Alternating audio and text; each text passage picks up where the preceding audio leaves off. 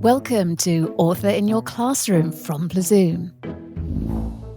My name is Helen Mulley, and the author joining you in your classroom or wherever you're listening for this episode is the truly talented Catherine Doyle. Welcome to the podcast, Catherine. Thank you for having me. It's our pleasure. Now, Catherine, many of our listeners will probably know you as the author of the fantastic Stormkeeper's Island trilogy. Well, I say trilogy. The third is due to be published next year. Is that right? That's right. It's coming out March 4th. Oh, and I suspect you have a lot of fans listening who are very much looking forward to that. But your first books were a set of action-packed thrillers for young adults, so our listeners may not have come across them yet. And now you've gone in another completely different direction with your latest book, The Miracle on Ebenezer Street. Do you like experimenting with genres and audiences as an author? Is that a thing that you do?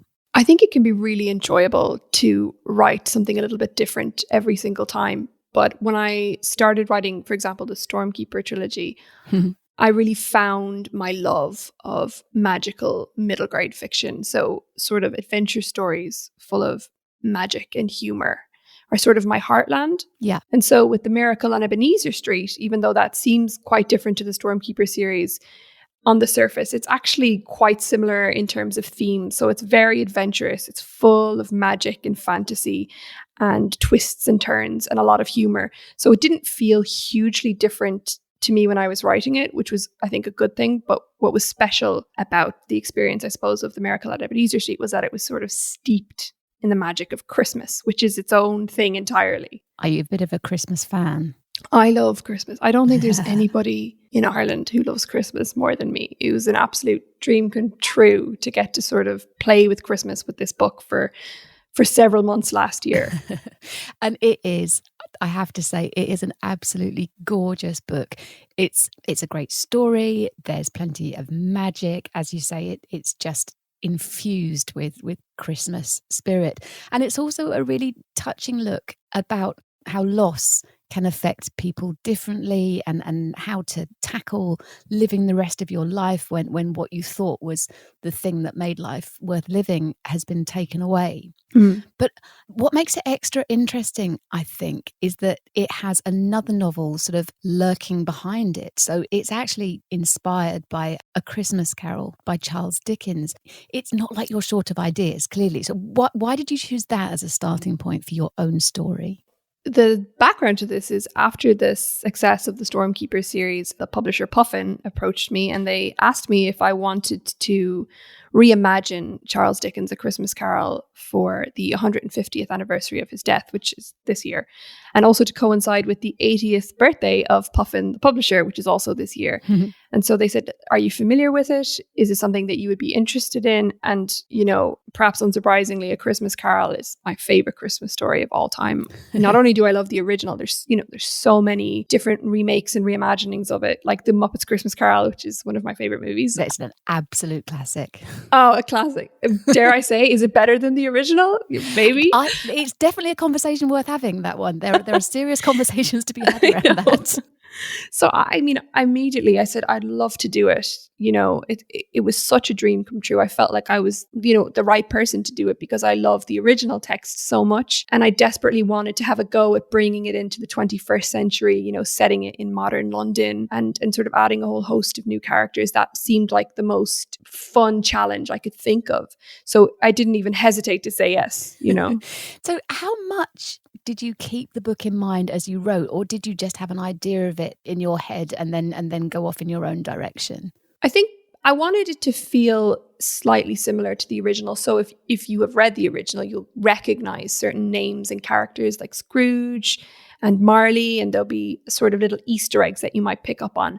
But I think of it more as a complete reimagining of the story. And so I have a whole host of new characters and the setting is very modern. It's today's London. So I think I sort of took a general idea and then I ran in the opposite direction with it and really tried to make it utterly new. Yeah, and I think you succeeded with that. I don't recall Charles Dickens having a naughty elf as part of the cast. I mean, maybe I'm misremembering, but I don't remember that in the original, I have to say. I had to say to myself, what did Charles Dickens leave out? And the answer came to me immediately. He forgot to put in a giant purple reindeer who is the estranged brother of Rudolph. And he forgot to put in a very chatty elf on the shelf. And I thought, I'll just add them into mine. I'll pick up the slack for him. Thank goodness you did.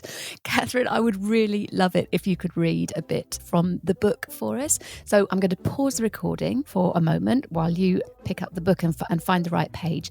And then we'll come back and our listeners can hear a little bit of what The Miracle on Ebenezer Street is all about.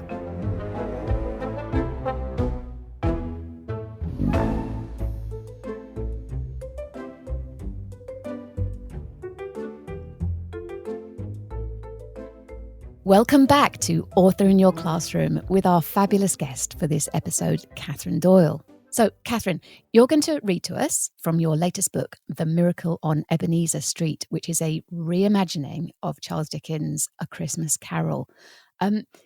Before you read, could you perhaps tell us a little bit about what's going on in the story at this point? Just put everyone in the picture. Yes, absolutely. So, 10-year-old George Bishop has just come back from a nightly miraculous adventure to Christmas past where he dragged his sort of Scrooge-like father, Hugo, to try and convince Hugo that Christmas was really quite special and it should be brought back to their house. And it was not a successful adventure, so Hugo has been very cranky ever since and he has stormed off to work, and George feels like his miracle is never going to work and he's never going to bring Christmas back. So he's gone over to the park across the road from his house and he's sort of sulking and he's thinking about his mum who he really misses, and he's sort of giving up on his magical snow globe, which is the thing that sets the miracle into motion. So this happens when he's sitting on the park bench. George set to work, losing himself in the flow of his drawing. Where once it had seemed impossible to put pencil to paper, now he couldn't seem to stop. He wasn't anywhere near as talented as his mum, but when he sketched, the rest of the world melted away. He felt closer to her somehow. He felt like he was sending a message, to himself and to her. I won't forget you, no matter what. After a while, the bench creaked under the weight of a new visitor. George kept his eyes on his drawing, even as the ruffling pages of a newspaper disturbed the air beside his left ear. Instinctively, he grabbed his snow globe and settled it safely in his lap. Nice trinket, came a man's voice from behind the newspaper. George glanced up at him. Not really, it's broken. The man turned a page. Have you tried switching it on and off again? It's a snow globe, said George. It doesn't have a switch. Then how can it be broken? George frowned. It just is. The man hummed as he turned another page. Do you like cake? Of course, said George quickly. Who doesn't like cake? Well, quite, agreed the man. I was just thinking to myself that it takes more than one layer to make a particularly good cake. Wouldn't you agree? I suppose, said George slowly. Well, said the man thoughtfully, perhaps it takes more than one good shake to make a miracle. George blinked in surprise. He was sure he hadn't mentioned anything about a miracle just now. Had he? What do you mean? He said cautiously. I mean, the next time you shake that thing, put some thought into it, some intention. Then see what happens. The man's response stunned George into momentary silence. The man gave his newspaper a good ruffle. You know, I think they're quite alike in that way, in fact, he went on. Cake and miracles. They're always well received. They bring about a most pure form of joy, and of course, they're both becoming increasingly gluten-free. George frowned. I think that last one is just cakes. Ah, my mistake. It was then that George noticed the date on the man's newspaper. 1843. Hey, you're out of place entirely, you're quite right. The man rose quickly to his feet and folded his newspaper in two. He jammed it under his arm. Beneath the shade of his unusually tall hat, George caught the telltale gleam of ice-blue eyes. The rim of wired spectacles balanced on the very tip of his nose. I must be off. George jumped up. Wait, it's you. You don't mind if I leave a little Christmas behind, do you? Marley reached into his pocket and hung a small white flake in the air. Where it floated quite impossibly, all on its own. He flicked it once with his index finger. It began to twirl faster and faster and faster, and then it started to snow. Oh, that's given me goosebumps, and I didn't want you to stop, and now I need to go back and read it again. I've only just finished it, but that makes me want to go back and read the whole thing all over again. I just love the way that you bring magic into the ordinary world. Our listeners might like to know, or they may well already know, that this is a writing technique called magic realism, where a writer blends realistic storytelling, so talking about a world that we can all recognise, with supernatural elements, as if that were the most natural thing in the world to happen. Is that a technique that naturally appeals to you, Catherine? Yeah, I think because I love writing magic so much, I always like to make it as believable as possible, as quickly as possible. And so I always think that a good way to make your magic or your magic system really work for you and for the reader is to begin your story in the real world, somewhere that's very recognizable. So in a house or in your garden or, by the seaside, and then have your character sort of accidentally slip into this sense of magic. So it could be something as simple as going through a wardrobe, like in the Chronicles of Narnia, or falling down a rabbit hole from the real world, like in the case of Alice in Wonderland. Or in the case of The Miracle at Ebenezer Street, George goes to Winter Wonderland in Hyde Park, and he's sort of walking along these Christmas cabins, and he sees one tucked away at the very end. And on the cabin, there's a sign that says Marley's Christmas Curiosity. Enter at your own whimsy. So George goes inside, and once he steps through that door, he sort of finds himself in a treasure trove full of magical trinkets. And that's where he finds the snow globe that takes him on all of these Christmas journeys. And that's really George's step through from the real world into a slightly more magical, more mysterious world. And I think the moments in the story where the magic actually happens, the transformation. So there's a bit where the character steps out of the painting, for example, and then another bit where the characters fall into a painting. And it's so fantastic. And I wonder if the fact that it's set in an ordinary room, in an ordinary house, just gives you the freedom to be really extravagant with your magic. Yeah, I mean, that's exactly right. So George lives, as you may have guessed, at number 7 Ebenezer Street with his dad and his nan and his cat, Coco. And like you said, everything in the house is, completely normal, just as the park across the street is completely normal. But once he has the snow globe in his possession, it means that magic can sort of find him at any time from any place. And so the very first really magical scene I got to write was when George is slumbering peacefully and glumly by the fire late at night, and his great-great-grandfather Walter Bishop sort of bursts out of his oil painting above the mantelpiece and sort of gets stuck, and he needs George to yank him out. And once George stands up and makes that decision to pull his grandfather out of the frame, and in doing so pull magic out with him, it kind of sets into motion this rip-roaring magical adventure that sucks George and his unsuspecting father, back into the painting, which takes them way back in time to a sort of a Christmas past. Yeah, absolutely. And the characters in the book are really interesting as well. So in the bit that you read just now, there was the mysterious Marley. And obviously that is a name and a character that's drawn from Dickens' original. Tell us a little bit more about Marley and why you decided that he would definitely be a part of your story, whereas perhaps some other of the original characters wouldn't. Okay, so I'm so glad you asked me about Marley, because he's brilliant. The reason I love Marley so much is because obviously in the original A Christmas Carol, Marley is Scrooge's dead business partner, and his appearance early on in the story sort of sets into motion these 3 journeys to Christmas past, Christmas present, and Christmas future. So obviously he's an important character, but he's kind of a minor character in the original.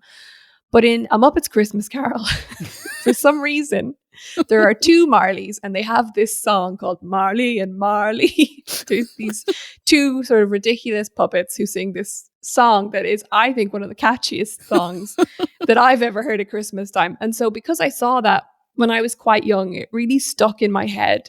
The idea that the Muppets, when they were remaking it, took Marley and they doubled him and made him 2 characters. So I thought, I want to do something sort of special with my version of Marley. And I didn't want him to be this sort of glum character who appears in chains and is like, be careful, because I thought that was kind of grim and a little bit creepy. So I made my version of Marley, this sort of mysterious old man who has this magical Christmas curiosity shop full of magical Christmas inventions. And as George goes through his attempt at bringing Christmas back and trying to make this miracle work, Marley sort of pops up every now and then to sort of give him a little bit of hope and to sort of encourage him to keep going and keep trying. And he sort of becomes like a guiding figure who's always mysteriously hovering in the background and trying to help George without being too obvious about it. And so he ended up just becoming a really lovable, fun character to write. And he's just become my favorite character probably in the book. He is. He made me think that in the movie he should be played by, well, if not Gene Wilder, then certainly Johnny Depp. There's a hint of the Willy Wonka about him, I think. Yeah, he's unusual. He's kind of weird, but in a really good way. And I like weird and wonderful characters. So I thought I've got to put at least one in my book. Definitely. And as we said earlier, this is definitely not a rewriting or a retelling of A Christmas Carol. This is a reimagining. So you can't go through the story and point at all the characters and all the situations and say, well, this equals that, or this situation is the equivalent of that situation. Was that really important to you to keep it as very much its own story? Yeah, I mean, I wanted it to be so different that it felt fresh and totally original to anybody who was, reading it, and then keep little nuggets in that would be recognizable and almost fun, like a Where's Wally? Where's Scrooge? The main difference, I think, for me, which really sets it apart from the original, is I wanted the main character not to be sort of a curmudgeon-y old man called Scrooge. I wanted it to be a 10-year-old boy who's really missing his mum and really missing Christmas and just sort of wants to bring the magic and joy of Christmas back to his house again for good. Yeah. And actually, it's George's father, Hugo, who's trapped in his own grief and is glum and sad and doesn't really have any time or interest in joy or Christmas anymore, who becomes the Scrooge-like character of the story. And actually, it's up to George to sort of drag his father, kicking and screaming, onto all of these magical journeys with magical companions to try and remind him that, life is still worth living and Christmas is still worth celebrating.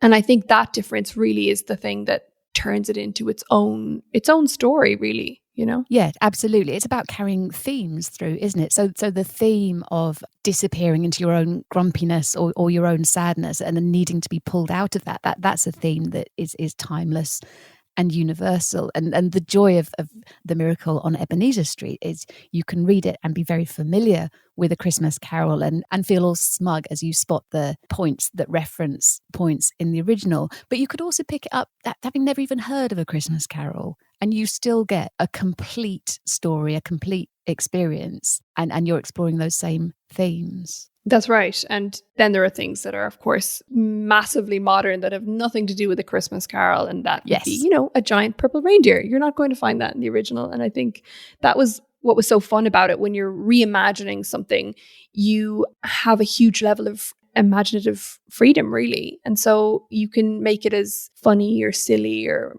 magical as you want.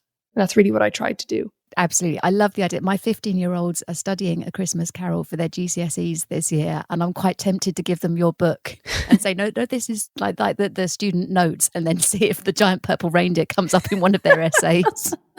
This is virtually the same book. Exactly.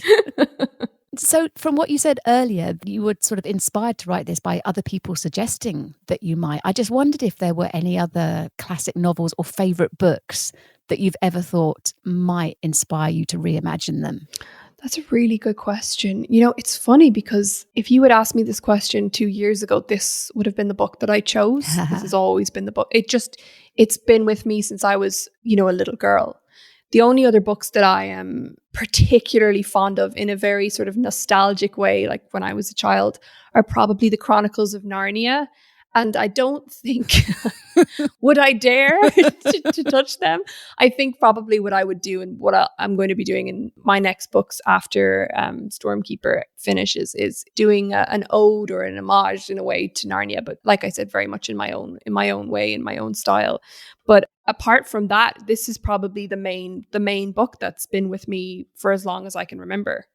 Well, it was very lucky that they came to you to write it then, wasn't it? Or maybe it wasn't luck. Maybe it was a touch of Christmas magic. I think it was a miracle of its. My miracle was getting this opportunity, and it's a one in a million thing that would ever happen to me as an author. And it did feel a little bit like fate. And as I was writing it, in the depths of sort of summer, trying to write a Christmas book in summer, I really felt, the story poured out of me. And I really felt sort of alive with Christmas magic. And it felt special as I was writing it. And I felt proud of it from beginning to end, which is, I think, unusual, particularly for me as an author. You don't always feel like what you're writing is particularly good, or you have good days and bad days. But this, as I was writing it, it felt right the whole way through. And rightly so. And the great thing is that we all get to read it, which is fantastic. Catherine, we're getting close to the end of our time for this episode, but I did just want to remind all the parents and teachers listening that we produce a special free resources pack to go with every episode of Author in Your Classroom. So the children can take what they hear and then use it to feed into their own writing, giving it that professional polish and picking up on the tips and advice that they get from the authors we speak to. You can find the packs at plazoom.com. Details are in the episode notes. Catherine, I'm really keen to find out what you might be up to next, as we have agreed you are definitely not the most predictable writers. So I'm just going to pause recording again for a moment, and then we'll be back to see what direction you might be thinking about now.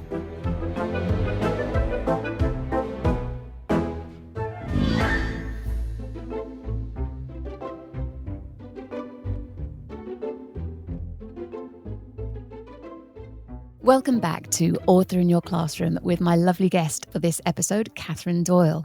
So, Catherine, we've already established that you're not the kind of author who likes to be pinned down to a particular genre. So I'm wondering what might be next for you. A recipe book? Some epic poetry, perhaps? I'm writing the next Bond movie. Oh, that would be so cool. Well, the next thing that's coming just around the corner in March is the final book in the Stormkeeper trilogy, which is called The Stormkeeper's Battle. And it is a sort of an epic culmination of the first two books. And I'm really excited for people to read that. And then after that, the next thing that I write, which I'm actually currently writing right now, but I will say I'm in the early stages. So I can't say too much about it because I don't quite know how it's going to turn out. But that will be another magical middle grade adventure with a new cast of characters finding their way into an enchanting kingdom, I suppose, is the best. That's what it will most likely be. That's exactly the kind of thing we like on Author in Your Classroom. And perhaps you'll let us know when you're allowed to tell us a bit more about that. That would be lovely. We're really nearly out of time now, but I do know that a lot of our listeners will be sitting there. They'll be bursting with ideas for their own stories. They might have their own enchanted worlds in their heads and characters to put in them.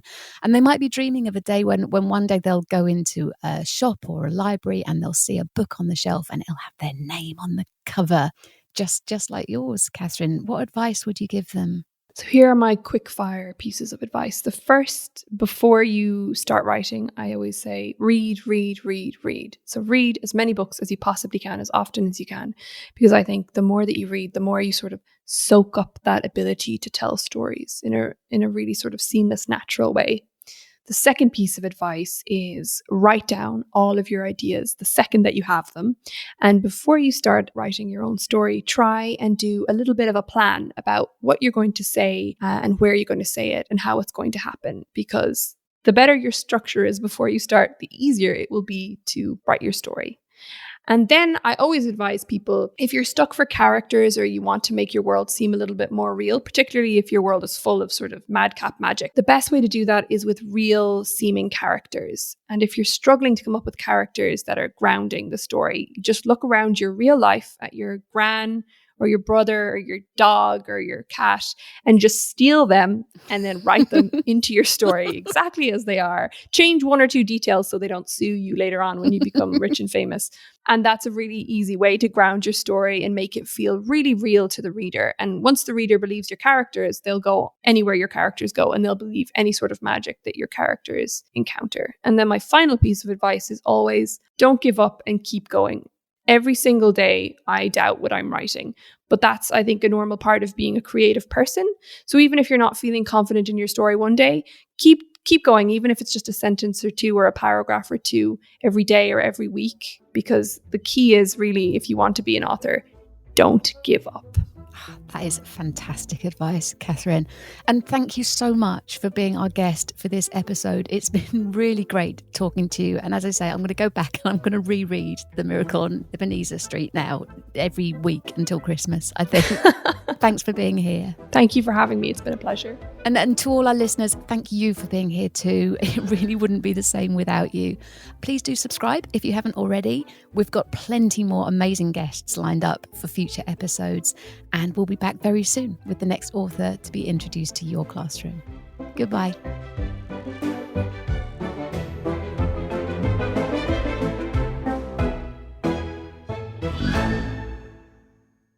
Author in Your Classroom is brought to you by Plazoom, where we are passionate about making great literacy lessons easy with inspiring, ready-to-go resources created by teachers to cover the whole of the primary curriculum. So, whether you're a teacher desperate for SATs revision that pupils will actually enjoy, a parent just as baffled by fronted adverbials as your child, or anyone looking for fun ways to keep children reading and writing during the summer holidays, we've got hundreds of brilliant ideas to explore. Take a look for yourself at plazoom.com, where you can sign up to our newsletter and be the first to find out about our special offers and the new resources that are added to the site every single week. Every episode of Author in Your Classroom is packed with writing advice and inspiration from some of the world's best-loved children's writers. Plus, there are free activities and worksheets based on each author's work to spark children's imagination on plazoom.com. Just check the episode notes for links and more. You can subscribe for free wherever you get your podcasts. We want to reach as many pupils in as many classrooms as possible, so please do give us a rating or a review, but above all, tell your colleagues about us and help spread the word. We know that a love of reading opens doors, not just to success at school and beyond, but to a lifetime of excitement, adventure and discovery. Let us help you make it happen with Author in Your Classroom and Plazoom.